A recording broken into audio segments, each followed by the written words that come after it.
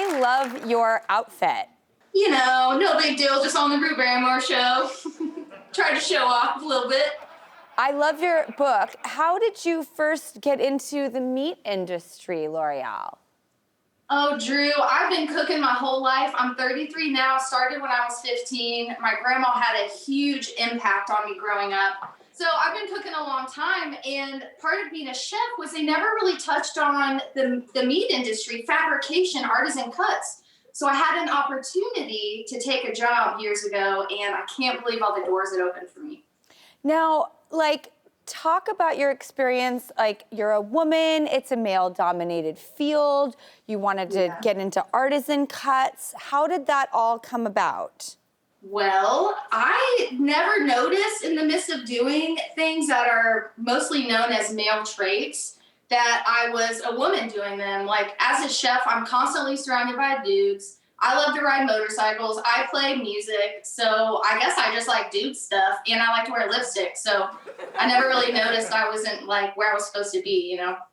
I really relate to that because I feel like I have a tomboy alive inside of me, but I guess I'm inherently a girl and I love women. So I really appreciate everything you just said. I feel the same way. Well, being in television too, I realized the importance of having a thick skin and a pretty face.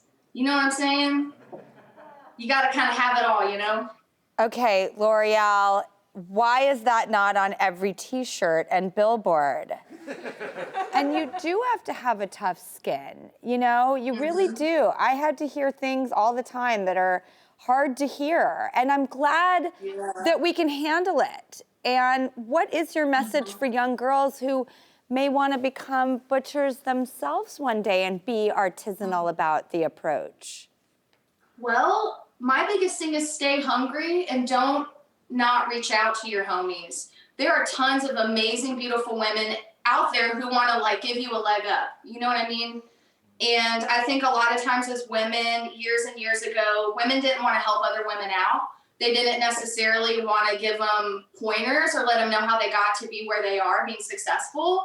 And like those days are done. Like, I love just celebrating women in general. Like, if you look good and I see you on the street, I'm gonna tell you look beautiful. And like, we need more energy out there. So these women just need to get on the internet, type in. There's tons of groups you can join. Like, there's no excuse with the internet.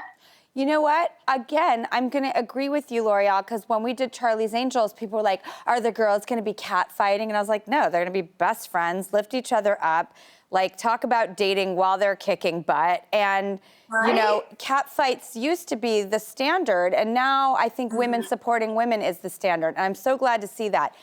I really want to ask you a question that I found really important. What are your 3 money-saving tips when it comes to buying meat?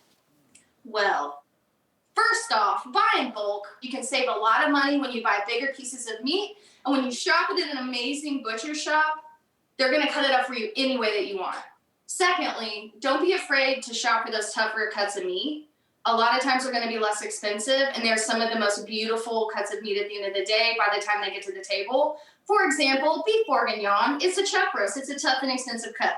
And last but not least, be nice. Talk to your butchers. Get a relationship with them. Ask them how they are. Bring them a cup of coffee because we'll hook you up. A little bit of kindness seriously goes a super long way. Oh, Loreal, I just love everything you are saying.